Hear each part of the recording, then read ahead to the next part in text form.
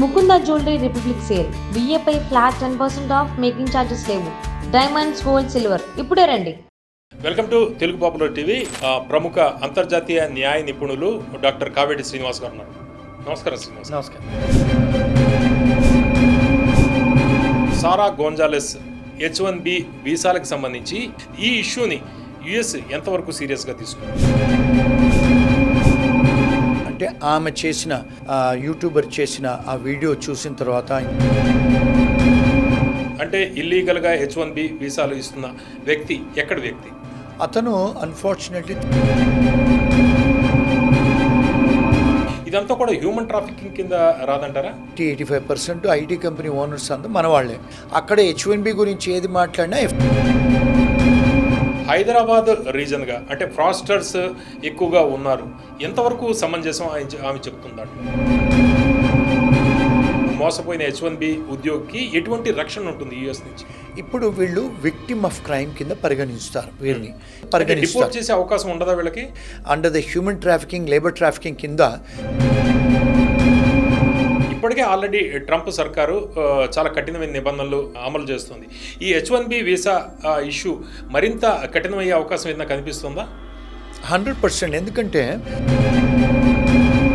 Fraud rocket అని సారా గోంజాలెస్ చెప్తున్న పరిస్థితి ఇప్పటిదాకా ఎందుకు ఆపలేకపోయారు ఇటువంటివి? అంటే ఎన్ఫోర్స్మెంట్ స్ట్రిక్ట్గా లేదండి, నెంబర్ 1. నెంబర్ 2 ఏంటంటే లెజిటిమేట్ కంపెనీలు తమను తాము రక్షించుకోవాలంటే ఏం చేయాలి? రికార్డ్ కీపింగ్ లా అనేది ఒకటి ఉంటుంది. అంటే H1B ప్రొఫెషనల్స్ ఇప్పుడు ఎటువంటి జాగ్రత్తలు తీసుకోవాలంటారు? డెఫినెట్గా కంప్లైన్స్ ఆఫ్ లా. ఇక్కడ వాళ్ళకి ఉద్యోగాలు ఇప్పించడం, ఎంతమంది మోసపోయి ఉంటారు? ఇది అంటే వేలల్లో ఉంటుందా, లక్షల్లో ఉంటుందా? అంటే కేవలం ఇక్కడ వాళ్ళకే కాకుండా యుఎస్లో ఆల్రెడీ చదువుతున్న వాళ్ళ విషయంలో కూడా జరుగుతుందా ఈ బాడీ షాప్స్? అబ్సల్యూట్. వీళ్ళకి ఎటువంటి శిక్షలు పడిన సందర్భాలు ఏమైనా ఉన్నాయా?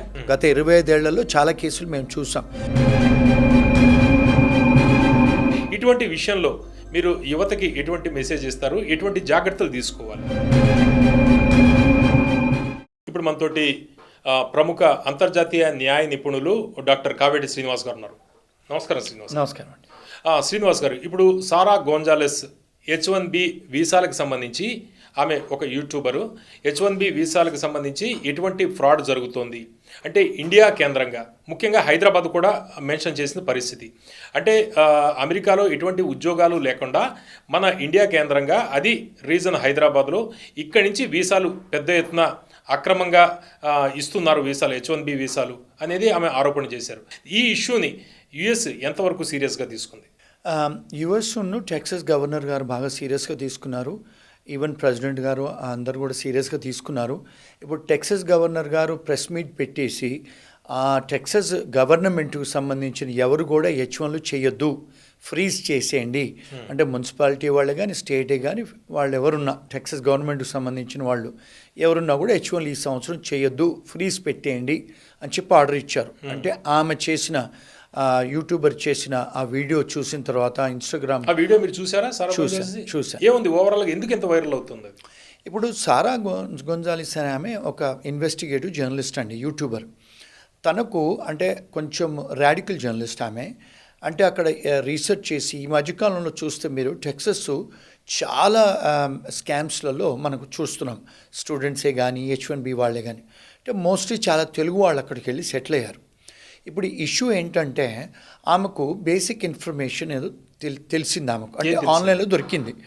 ఏమని, ఒక ఇంట్లో 25-30 మందికి H1లు చేశారు, అక్కడే పనిచేస్తున్నారు, అసలు అక్కడ ఉన్నారా లేరా, ఆ కంపెనీకి సంబంధించిన డీటెయిల్స్ ఏంటి అని చెప్పేసి ఆమె ఆ యూట్యూబర్ కెమెరా పట్టుకొని వెళ్ళింది. ఆమెకు ఫస్ట్ కనిపించిన ఇన్ఫర్మేషన్ ఏంటంటే ఇంట్లో రిజిస్టర్ చేసిన కంపెనీ. రెండోది ఏంటంటే ఆ వెబ్సైట్ చూస్తే ఒక కమర్షియల్ కాంప్లెక్స్లో ఆఫీస్ ఉంది అని చెప్పి చూసుకుంది. ఆ కమర్షియల్ కాంప్లెక్స్ వెళ్ళి చూస్తే అసలు అక్కడ చైర్లు లేవు, టేబుల్ లేవు, ఆఫీసే లేదు.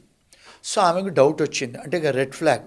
అంటే ఈ వెబ్సైట్లో ఈ అడ్రస్ ఇచ్చారు, కమర్షియల్ అడ్రస్సు, అక్కడ పోతే అసలు ఆఫీసే లేదు, మనుషులే లేరు, మరి 28 మంది ఎలా పనిచేస్తారు అని ఎక్కడైతే కంపెనీ రిజిస్టర్డ్ అడ్రస్ ఉందో అక్కడికి వెళ్ళింది ఆమె కెమెరా తీసుకొని. ఇక్కడ 2 విషయాలు డిస్కస్ చేసుకోవాలండి. అంటే ఆమె యాక్చువల్గా లా ఎన్ఫోర్స్మెంట్ ఆమె కాదు. ఒక యూట్యూబర్కు అమెరికాలో ఒక ప్రైవేట్ ప్రాపర్టీ ఇంటికెళ్ళి చూసే అర్హత ఉందా? The answer is no. ఎందుకంటే ఇన్ఫ్రింజ్మెంట్ ఆఫ్ ప్రైవసీ, మళ్ళీ ప్రైవేట్ ప్రాపర్టీకి ఆమె కెమెరా పట్టుకొని వెళ్తే క్రిమినల్ ట్రెస్పాస్ అని కూడా అంటారు. అంటే ఆమెకున్న అర్హతలు ఏమైనా ఉన్నాయంటే లేవు. కానీ ఆమె ఎక్స్పోజ్ చేయడానికి వెళ్ళింది. అక్కడికి వెళ్ళి తలుపు కొడితే ఆ ఇంటి గల ఓనర్ బయటకు వచ్చారు. ఆయన కంపెనీ ప్రెసిడెంట్ కెమెరా పట్టుకొని, మరి ఇక్కడ 25 మంది జీతగాళ్ళు ఉన్నారంటున్నారు, మీ కంపెనీ ఎంతమందికి హెచ్ఎంఎల్ చేశారు, అసలు ఇది ప్రైవేట్ హౌస్ కదా అంటే ఆయన తలుపు పెట్టేసుకొని పోలీసు వాళ్ళని పిలిస్తే ఆమె వెళ్ళిపోయింది. పోలీసు వాళ్ళు వచ్చే వరకు వెళ్ళిపోయింది. సో బికాస్ అది చేసిన తర్వాత షీ ఫర్దర్ ఇన్వెస్టిగేటెడ్ చేస్తే ఏంటి అసలు అది ప్రైవేట్ ఇల్లు, అక్కడ ఎవరు మనుషులు పనిచేయట్లేదు. మామూలుగా లా ఏంటంటే యూఎస్లో మీరు కంపెనీ ఇంట్లో నుంచి రిజిస్టర్ చేసుకోవచ్చండి. ఐటీ కన్సల్టింగ్ కంపెనీలు చాలామంది ఇంట్లో నుంచి రిజిస్టర్ చేసుకుంటారు. అంటే పేరోల్ కూడా నడిపించుకోవచ్చు. కానీ ఆఫీస్లో ఫిజికల్గా వచ్చి టేబుల్ చైర్లు ఆడవాళ్ళు మగవాళ్ళు వచ్చి పని చేయొచ్చా ఇంట్లో? చేయడానికి లేదు. అంటే ఓన్లీ కొన్ని బిజినెస్లే రన్ చేసుకోవచ్చు ఇంట్లో. ఫర్ ఎగ్జాంపుల్ ఇప్పుడు ఏదైనా చార్టర్డ్ అకౌంటెంటో, డాక్టర్ గారు, లాయర్ అంటే ఇంట్లో నుంచి పని చేసుకోవచ్చు. అంటే శ్రీనివాస్ గారు, ఇప్పుడు ఆమె సారా గొంజాలెస్ ఆ ఇష్యూ ఏదైతే ఉందో అది ఆమె రావడం రైటా రాంగా అనే విషయాలు, ఎథికల్ ఇష్యూస్ పక్కకు పెడితే అది ఇప్పుడు చాలా కాంట్రవర్సీ అయింది. గవర్నర్ కూడా, టెక్సాస్ గవర్నర్ కూడా దాన్ని సీరియస్గా తీసుకున్నారు. మొత్తం అంతా కూడా ఎంక్వైరీ చేసే పరిస్థితి దాకా వచ్చింది. కాబట్టి ఇప్పుడు ఆ కంపెనీ అధినేత అంటే ఇల్లీగల్గా H1B వీసాలు ఇస్తున్న వ్యక్తి ఎక్కడి వ్యక్తి? అతను అన్ఫార్చునేట్లీ తెలుగు వ్యక్తే. I don't want to say his name, but అందరు చూసుకోవచ్చు, అందరికి తెలుసు, మీడియాలో వస్తుంది. సో అతను హైదరాబాద్ వ్యక్తే. కొన్ని వీసాలు చేశారు. సో చేసిన తర్వాత ఇప్పుడు నార్మల్గా మీరు H1 వీసాలు చేసి అప్రూవల్ వచ్చిన తర్వాత ఇక్కడ 2 ఇష్యూస్ ఉన్నాయండి. H1 పంపిస్తారు వాళ్ళు వీసాలు వేసుకొని, అమెరికాకి ఎంటర్ అయిన తర్వాత 60 రోజులలో ఉద్యోగం ఇవ్వాలి. మీరు ఏ కంపెనీ ఓనర్ అయినా మీకు 60 రోజుల్లో ఉద్యోగం ఇచ్చి మీకు పేరోల్ పెట్టాలి. ఒకటి. రెండోది ఏమవుతుందంటే ఇక్కడ అంటే H1B ఫ్రాడ్ అని ఎలా వాళ్ళని పరిగణిస్తున్నారంటే H1B స్టాంపింగ్ వేసుకొని అమెరికాకు వస్తారు, కానీ ఉద్యోగాలు ఉండవు. వీళ్ళు ఎక్కడో పని చేసుకునేసి ఎంప్లాయర్కు డబ్బులు ఇస్తే ఎంప్లాయర్ తన దగ్గరనే పని చేస్తున్నట్టు పేరోల్ నడిపిస్తారు. అది ఫ్రాడ్. అది H1B ఫ్రాడ్. రెండోది. మూడోది ఏంటంటే ఈ H1B చేసేటప్పుడు వాళ్ళు ఎంప్లాయరే INS fees, immigration fees, attorney fees వాళ్ళు పెట్టుకోవాలి. కానీ వాళ్ళు ఏం చేస్తున్నారు, ఎవరైతే ఎంప్లాయీస్ తీసుకొస్తున్నారో వాళ్ళ దగ్గర డబ్బులు తీసుకుంటున్నారు, 10 లక్షలు 8 లక్షలు. అది అన్లాఫుల్. అంటే ఇప్పుడు H1B ఫ్రాడ్. అది అంటే you are taking the money, అంటే బోనఫైడ్ ఎంప్లాయ్మెంట్ కాదని. ఉద్యోగం లేకుండా యూఎస్కి వీసా ఇప్పించి, H1B వీసా ఇప్పించి వాళ్ళు అక్కడికి తీసుకురావడం, వేరు పనులు చేసుకోండి అని వాళ్ళకి అవకాశం ఇవ్వడం, ఇదంతా కూడా హ్యూమన్ ట్రాఫికింగ్ కింద రాదంటారా? ఎస్, దీన్ని డెఫినెట్గా హ్యూమన్ ట్రాఫికింగ్ అని అంటారు.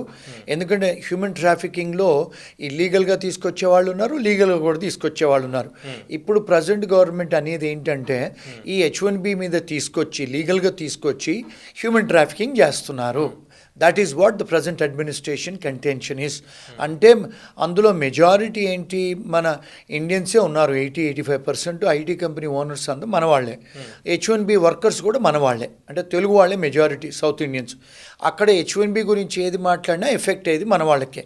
ఎంప్లాయర్స్ తెలుగు వాళ్ళే, ఎంప్లాయీస్ కూడా తెలుగు వాళ్ళే.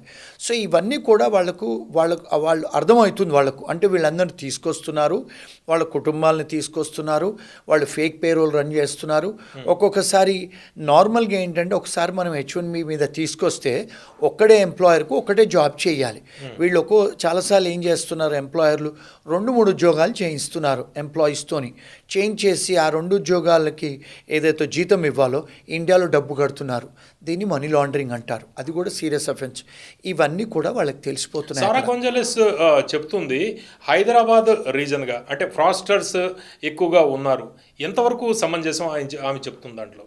ఎందుకంటేనండి ఇప్పుడు ఆమె చెప్పిన దాంట్లో అంటే కొంతవరకు నిజం ఉంది. ఇది చాలామందికి నచ్చకపోవచ్చు తెలుగు వాళ్ళకి నేను చెప్పేది. ఎందుకంటే మీకు చూసుకుంటే మెజారిటీ ఆఫ్ ఐటీ స్టాఫింగ్ కంపెనీస్ని బాడీ షాపింగ్ కంపెనీస్ అంటారు. మెజారిటీ ఆఫ్ పీపుల్ సౌత్ ఇండియన్సే నడిపిస్తారు, అంటే తెలుగు వాళ్ళే నడిపిస్తారు. ఆంధ్ర, తెలంగాణ ఒక ఏరియాని టార్గెట్ చేయడం అనేది డిస్క్రిమినేషన్ కిందకి రాదంటారా? డెఫినెట్గా మీరు అన్నది డిస్క్రిమినేషనే, కానీ మరి హైదరాబాద్లో అన్ని బ్యాక్ ఆఫీస్ ఆపరేషన్స్ అన్నీ కూడా హైదరాబాద్ నుంచే చేస్తున్నారు, హైటెక్ సిటీ నుంచి, అమీర్పేట్ నుంచి.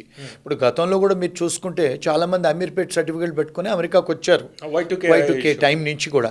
ఇప్పుడు కూడా చాలామంది అలాగే వస్తారు, ఫేక్ ఎంప్లాయ్మెంట్ ఎక్స్పీరియన్సే కానీ డిగ్రీలు డిప్లొమాలు పెట్టి. కానీ ఇప్పుడు ఏమైందంటే ప్రజెంట్ అడ్మినిస్ట్రేషను ఎన్ఫోర్స్మెంట్ బాగా చేస్తున్నారు. ఇప్పుడు గతంలో బైడెన్ అడ్మినిస్ట్రేషన్లో ఎన్ఫోర్స్మెంట్ లేదండి, ఎవరంటే వాళ్ళు వచ్చేసారు. ఇప్పుడు ఎన్ఫోర్స్మెంట్ ఎక్కువ చేస్తున్నారు ప్రజెంట్ అంటే శ్రీనివాస్ గారు, ఇప్పుడు డిఫరెంట్ ఈ కేసులో హ్యూమన్ ట్రాఫికింగ్ ఉంది, దీంతో పాటు వీసాలకు సంబంధించిన ఫ్రాడ్ కనిపిస్తోంది, బాడీ షాప్ కూడా అంటున్నారు, H1B బాడీ షాప్ అని చెప్తోంది ఆమె సారా గోంజాలెస్. అయితే ఇలాంటి కేసుల్లో FBI లీడ్ తీసుకుంటుందా, లేకపోతే DHS లీడ్ తీసుకుంటుందా, USCI లీడ్ తీసుకుంటుందా, ఎవరు లీడ్ తీసుకుంటారు ఈ కేసులో? ఇప్పుడు ఏమైందంటే ఇది వైరల్ అయిన తర్వాత డిపార్ట్మెంట్ ఆఫ్ జస్టిస్, FBI వాళ్ళు, ఇమిగ్రేషన్ వాళ్ళు ఇప్పుడు 100 మంది ఏజెంట్స్ని అపాయింట్ చేశారు. ఇప్పుడు ఎవరైతే తెలుగు వాళ్ళు ఎవరైతే ఇంట్లో నుంచి కంపెనీలు పెట్టి H1లు చేస్తారో, ఎవరైతే చేస్తారో వాళ్ళందరి మీద ఆడిటింగ్ వెళ్తున్నారు. ఇప్పుడు లేటెస్ట్ న్యూస్ ఏంటంటే నిన్నగాక మొన్న USCIS వాళ్ళు చాలామంది H1లు అవి ఇలాంటి కొంత ప్రైమా ఫేసి ఎవిడెన్స్ వచ్చిన తర్వాత వాళ్ళు యూనిలాటరల్గా ఏ ఎక్స్ప్లెనేషన్ తీసుకోకుండా H1Bలను రద్దు చేసి రివోక్ చేస్తున్నారు. చాలామంది స్టూడెంట్స్ సెవిస్ని కూడా డామినేట్ చేస్తున్నారు, ఇంటర్నేషనల్ స్టూడెంట్స్ని. ఓకే శ్రీనివాస్ గారు, జనరల్గా మనకి ఎక్కువగా దుబాయ్లో మనం వింటూ ఉంటాం, దుబాయ్ జాబ్ అని, గల్ఫ్ జాబ్ అని చెప్పేసి అక్కడికి తీసుకువెళ్ళి వాళ్ళకి ఉద్యోగం ఇవ్వకుండా వాళ్ళు బయట తిరగడము, ఇలాంటివి చాలా స్టోరీస్ మనం చేస్తాం. ఇప్పుడు అమెరికాలో కూడా ఇటువంటి పరిస్థితి మనకి వెలుగు చూసింది సారా గోంజాలెస్ ఇష్యూ తోటి. అయితే H1B ఉద్యోగికి, అంటే ఇలా బాడీ షాప్ వల్ల మోసపోయిన H1B ఉద్యోగికి ఎటువంటి రక్షణ ఉంటుంది US నుంచి? ఇప్పుడు వీళ్ళు విక్టిమ్ ఆఫ్ క్రైమ్ కింద పరిగణిస్తారు వీరిని. ఇప్పుడు మీరు అక్కడికి వచ్చిన తర్వాత చాలాసార్లు ఏమవుతుందంటే వీళ్ళు ఎంప్లాయర్స్ వాళ్ళకి H1B కాపీలు ఇవ్వట్లేదు, వాళ్ళకు డబ్బులు తీసుకొని కూడా శాలరీ చెక్స్ ఇవ్వట్లేదు, పే స్టెప్స్ ఇవ్వట్లేదు, వాళ్లకు డబ్బులు తీసుకొని కూడా స్టూడెంట్స్ చాలామంది H1 చేసుకున్న తర్వాత కూడా వాళ్ళను పేరోలు పెట్టట్లేదు. ఇలాంటివి చాలా అవుతున్నాయి. ఇప్పుడు మా ఫర్మ్కి చాలా కాల్స్ వస్తూ ఉంటాయి. వీళ్ళందరినీ కూడా విక్టిమ్ ఆఫ్ క్రైమ్ కింద పరిగణిస్తారు. చేసే అవకాశం ఉండదా వీళ్ళకి? అవ్వచ్చు. అంటే మీరు ఒకవేళ ఇమిగ్రేషన్కు టీవీసా అని అప్లికేషన్ పెట్టుకుంటే under the human trafficking, labour trafficking కింద మీకు కొంత ప్రొటెక్షన్స్ ఉన్నాయి ఇలాంటి విక్టిమ్స్కు, అంటే H1B వర్కర్స్కి. వాళ్ళ ఎంప్లాయర్స్ మీద కంప్లైంట్ చేస్తే వాళ్ళ ఎంప్లాయర్స్ మీద అన్ని ఏజెన్సీస్ ఇన్వెస్టిగేట్ చేస్తాయి. మా ఫర్మ్ నుంచి చాలామంది టీవీసాలు కూడా ఫైల్ చేస్తున్నాం ఇలాంటి సిచ్యువేషన్లో. అంటే ప్రొటెక్షన్స్ ఉన్నాయి.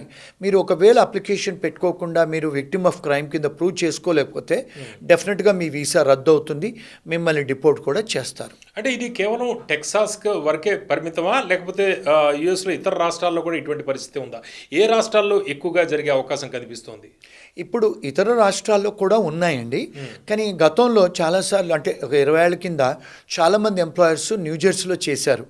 న్యూజెర్సీ నుంచి ఒక 250 మంది ఎంప్లాయర్స్ని డిపోర్ట్ చేశారు గతంలో 15-20 ఏళ్ళ కింద. దాని తర్వాత వీళ్ళందరూ కూడా చాలామంది టెక్సస్కి వెళ్ళిపోయారు. ఇప్పుడు చాలా, అంటే మనం స్కామ్స్ అని టెక్సస్ స్టేట్ నుంచి, కొంత కాలిఫోర్నియా స్టేట్ నుంచి చూస్తాం. ఈ 2 స్టేట్స్ తప్ప మిగతా స్టేట్స్ అంత లేవండి, అంటే నాకు తెలిసిన ఒపీనియన్ అది. అంటే ఈ లేటెస్ట్ సారా గోంజాలెస్ ఇష్యూ తర్వాత ఇప్పటికే ఆల్రెడీ ట్రంప్ సర్కారు చాలా కఠినమైన నిబంధనలు అమలు చేస్తుంది. ఈ H1B వీసా ఇష్యూ మరింత కఠినమయ్యే అవకాశం ఏదైనా కనిపిస్తుందా? 100%. ఎందుకంటే ఇప్పుడు ప్రజెంట్ అడ్మినిస్ట్రేషన్ వచ్చిన తర్వాత వారు అంతకుముందు ఎవరైనా H1B ఫైల్ చేసుకోవచ్చు అని అన్నారు. ఇప్పుడు వీరు వచ్చిన తర్వాత హైయెస్ట్ వేజ్ ఎవరికి ఇస్తారో వాళ్ళదే ఫస్ట్ లాటరీ తీయమన్నారు. అంతకుముందు ఈ డిస్క్రిమినేషను, ఈ డిస్టింగ్విషింగ్ లేదు. ఎవరైనా 80,000 శాలరీ ఇచ్చినా, 2 లక్షల శాలరీ ఇచ్చినా అందరినీ కూడా ఒకటేసారి లాటరీ తీసేమని చెప్పేది లా ఇంతకుముందు. ఇప్పుడు ఏం చేశారు, ఎవరైతే 2 లక్షల చిల్లర జీతం ఇస్తారో వాళ్ళ లాటరీ ఫస్ట్ తీయండి, అంటే హైయెస్ట్ వేజ్ అర్నర్సు, తర్వాత $1,80,000, దాంతో $1,20,000, లాస్ట్ వచ్చి $1,00,000 వాళ్ళకే మీరు లాటరీలో పెట్టండి. ఎవరైతే హైయెస్ట్ వేజ్ అర్నర్స్ ఉంటారో, పెద్ద కంపెనీస్ ఎవరైతే ఇస్తారో ఆ శాలరీ, వాళ్ళే లాటరీ తీయమని చెప్పి నిబంధనలు తీసుకొచ్చారు. ఇప్పుడు ఇంకొకటి ఏంటంటే ఎవరైనా ఇప్పుడు స్టూడెంట్ వీసాల నుంచి ఎవరైనా H1 ఫైల్ చేసుకుంటే అమెరికాలో ఉన్నవాళ్ళు ఒకవేళ వాళ్ళకు చేంజ్ ఆఫ్ స్టేటస్ అప్రూవ్ అవ్వకపోతే అంటే F1 నుంచి H1 రాకపోతే మీరు ఒకవేళ కౌన్సిలేట్కి వచ్చి H1 తీసుకోవాలని అనుకుంటే వాళ్ళకి ఎవరికైతే అప్రూవ్ కాదనుకుంటారో వాళ్ళకి $1,00,000 కట్టి కంట్రీ లోపలికి రమ్మంటున్నారు. సో మరి ఇట్స్ ఇంపాసిబుల్ కదండి. H1 $1,00,000 కట్టి మళ్ళీ 1,50,000 2 లక్షలు జీతాలు ఇచ్చి తీసుకోవాలంటే కంపెనీస్కు సాధ్యం కాదు. అంటే ఇది చాలా అంటే demotivating for companies and employees also. So ఇవన్నీ నిబంధనలు తెస్తున్నారు ఆయన. అంటే ఇప్పుడు ట్రంప్ వీసా నిబంధనలు కఠినతరం చేసినా ఇంతకు ముందు కూడా వీసాకి సంబంధించిన నిబంధనలు రూల్స్ అండ్ రెగ్యులేషన్స్ చాలా గట్టిగా ఉండేవి. అయితే ఈ ఫ్రాడ్ రాకెట్ అని సారా గొంజాలెస్ చెప్తున్న పరిస్థితి ఇప్పటిదాకా ఎందుకు ఆపలేకపోయారు ఇటువంటివి? అంటే ఎన్ఫోర్స్మెంట్ స్ట్రిక్ట్గా లేదండి, నెంబర్ 1. నెంబర్ 2 ఏంటంటే ఇంతకుముందు ఇమిగ్రేషన్ ఫ్రాడ్ ఇన్వెస్టిగేషన్ ఆఫీసర్స్ ఎక్కువ మంది లేరు. ఇప్పుడు వీరు వచ్చిన తర్వాత ఇమిగ్రేషన్ ఫీజులు పెంచారు, 1,000 మంది ఆఫీసర్ను అపాయింట్ చేశారు. వారు 1,000 మంది ఇమిగ్రేషన్ జడ్జెస్ను కూడా అపాయింట్ చేశారు ప్రజెంట్ అడ్మినిస్ట్రేషన్. బికాజ్ వాళ్ళ దగ్గర ఇప్పుడు పర్సనల్ ఉన్నారు కనుక, ఆఫీసర్స్ ఉన్నారు కనుక ఎన్ఫోర్స్మెంట్ స్ట్రిక్ట్ అయిపోయింది.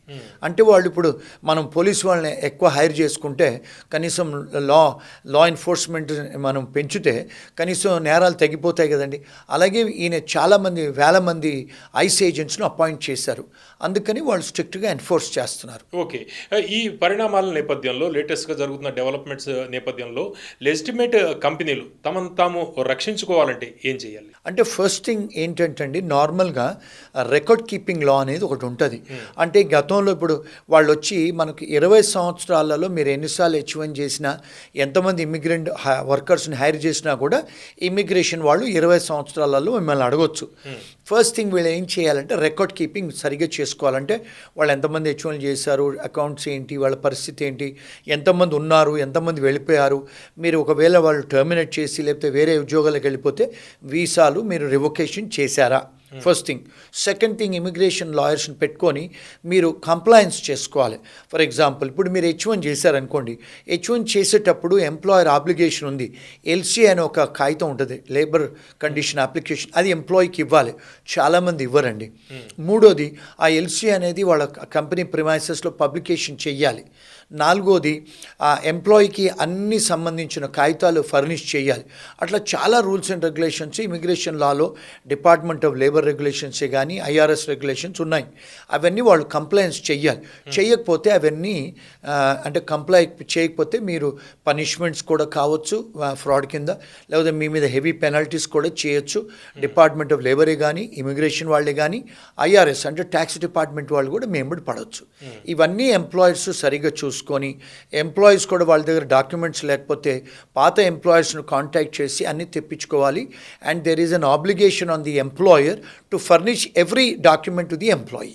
ఓకే, ఈ బాడీ షాప్ అని యుఎస్ ఏజెన్సీస్ ఎట్లా నిర్ధారిస్తాయి? బాడీ షాప్ అంటే ఎట్లా? బాడీ షాప్ అనేది ఒక జస్ట్ కలోకియల్ వర్డ్ అండి. యాక్చువల్గా బాడీ షాప్ అనేది ఏం లేదండి. యాక్చువల్గా యుఎస్ ఎంప్లాయర్ అనే డెఫినేషన్లో రావాలి. అంటే ఎవరైనా యుఎస్ కంపెనీస్ ఇన్కార్పొరేట్ చేసి మీరు అక్కడ వ్యాపారాలు చేస్తే immigration Lalo, department of labour Lalo, employment లాలో మిమ్మల్ని యుఎస్ ఎంప్లాయర్ అనే డెఫినేషన్లో వస్తారు. కానీ కలోకియల్ పదం ఏమంటున్నారంటే యుఎస్ ఎంప్లాయర్గా మీరు అక్కడ పరిగణించిన తర్వాత మీరు తీసుకొచ్చి జనాల్ని మీరు కన్సల్టింగ్ చేయిస్తున్నారు కనుక వాళ్ళను బాడీ షాపర్స్ అన్నారు. అంటే హ్యూమన్ బాడీని తీసుకొచ్చి ఎక్కడ జాబ్ వస్తే అక్కడ పంపిస్తున్నారు, అందుకే బాడీ షాపర్స్ అన్నారు. అలాంటి పదం అనేది లాలో ఏం లేదండి. అందరూ కూడా యుఎస్ ఎంప్లాయర్స్ అంటారు, కన్సల్టింగ్ కంపెనీస్ అంటారు. ఇదంతా కలోకియల్ పదాలు వాడతారు జనాలు. ఓకే, ఈ H1B ప్రొఫెషనల్స్ ఇప్పుడు ఎటువంటి జాగ్రత్తలు తీసుకోవాలంటారు? డెఫినెట్గా కంప్లైన్స్ ఆఫ్ లా తీసుకోవాలండి. వాళ్ళు ఏమేమి ఈమెయిల్స్ వస్తున్నాయి చూసుకోవాలి, ఎంప్లాయర్స్ దగ్గర నుంచే కానీ, లేకపోతే ఎంప్లాయర్స్ కూడా ఈమెయిల్స్ వస్తాయి ఇమిగ్రేషన్ నుంచి. కానీ ఇక్కడ ప్రాబ్లం ఏమవుతుందంటే అండి, ఈ ఎంప్లాయర్స్ ఎవరైతే ఉన్నారో వాళ్ళు ఫర్నిష్ చేయట్లేదు ఇన్ఫర్మేషన్ టు ది ఎంప్లాయీస్. ఎందుకంటే వీళ్ళు చాలా కుంభకోణాలు చేస్తూ ఉంటారు. అది ఇన్ఫర్మేషన్ ఇవ్వాలి, డిస్క్లోజ్ చేయాలి ఎంప్లాయీస్కి. ఈ ఎంప్లాయీస్ కూడా భయంతో ఉంటారు. వాళ్ళని ఏం అడిగితే మమ్మల్ని ఎక్కడ వీసా టర్మినేట్ చేస్తారో, మాకు ఎక్కడ గ్రీన్ కార్డ్ ప్రాసెస్ చేయరో, మా వైఫ్కు పిల్లలకి H4 పేపర్లు ఎక్కడివ్వరో, మా పేచెక్కులు ఎక్కడివ్వరో, ఈ భయాలతో కూడా బ్రతుకుతూ ఉంటారు మన వాళ్ళు.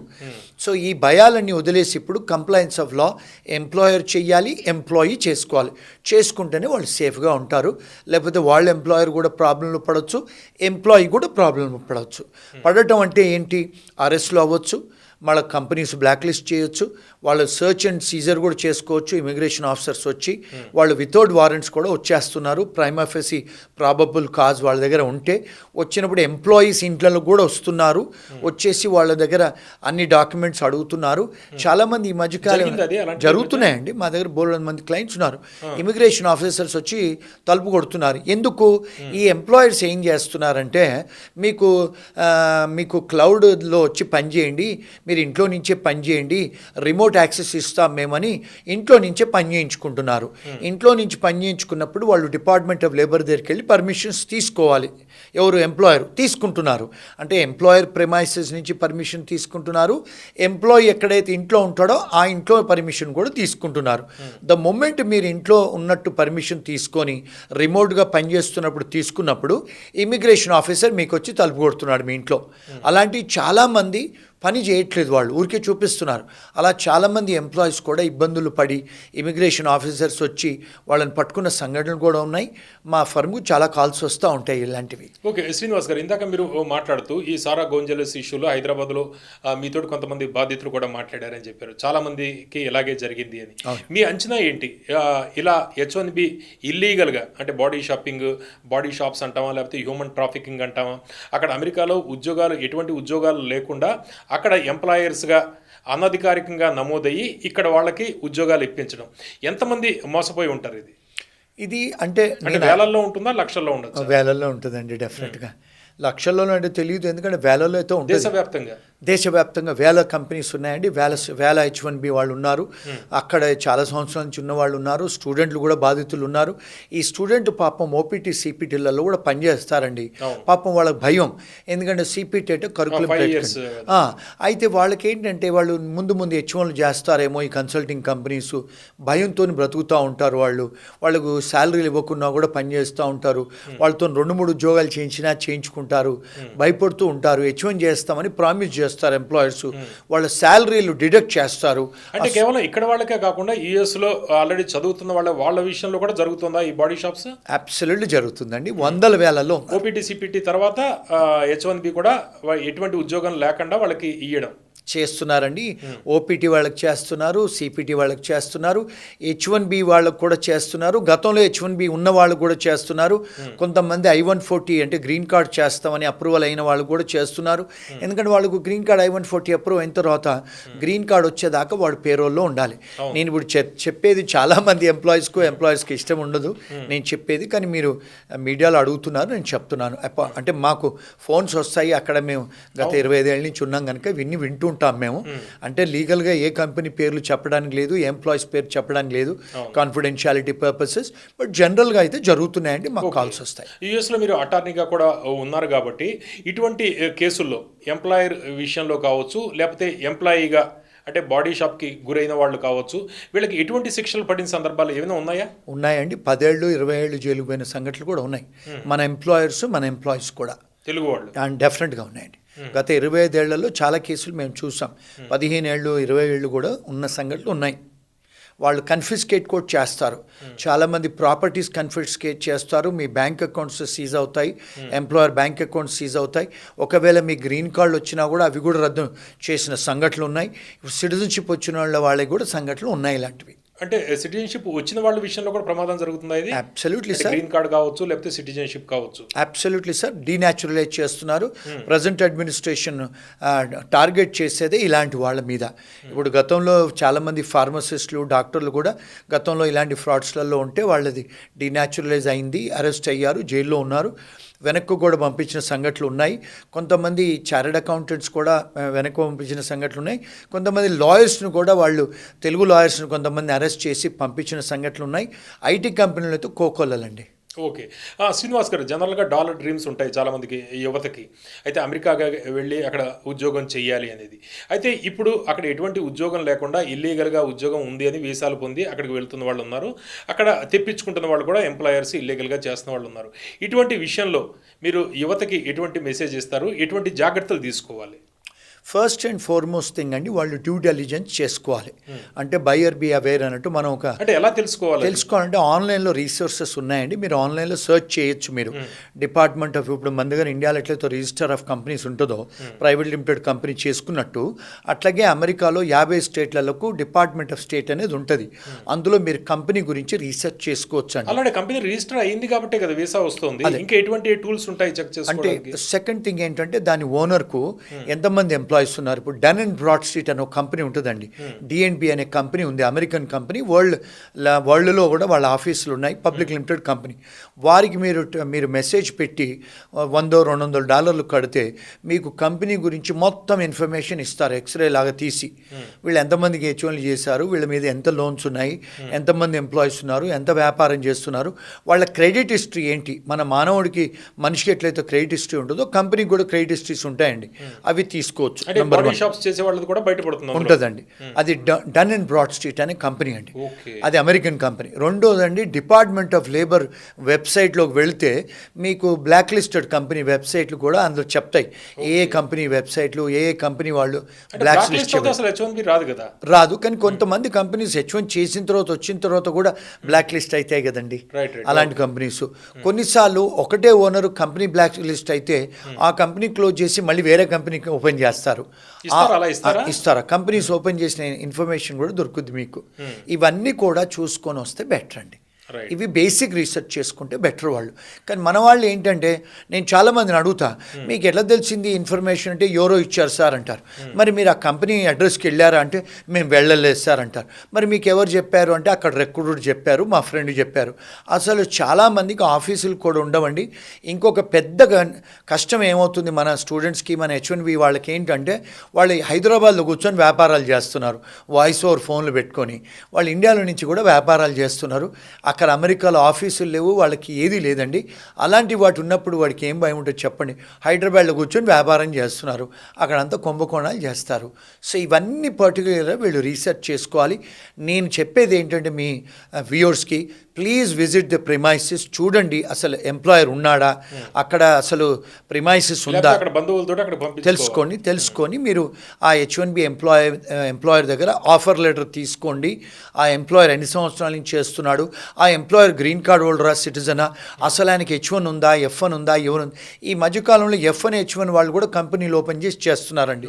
మొన్న లాస్ట్ వీక్ నాకు ఒక క్లయింట్, ఆ అమ్మాయి H1 చేయించుకుంది, ఆ పిల్లోడు H1లో ఉన్నాడు, వేరే వాళ్ళతో కంపెనీ ఓపెన్ చేశాడు. కుంభకోణం అంతా అయిపోతే వెనక్కి వచ్చేసాడు శాశ్వతంగా. అక్కడ ఈ అమ్మాయి ఇప్పుడు విక్టిమ్ అయిపోయి మొన్న ఫోన్ చేసింది నాకు, సార్ ఆయన వెళ్ళిపోయాడు సార్, నాకు 40,000-60,000 జీతం ఇచ్చేది ఉంది, మనిషి ఇక్కడ లేడు, ఫోన్ పని చేయట్లేదు. అంటే ఇలాంటివన్నీ వాళ్ళు జాగ్రత్తగా చూసుకోవాలండి మనం. అది మన ఎంప్లాయీస్ మీద బాధ్యత.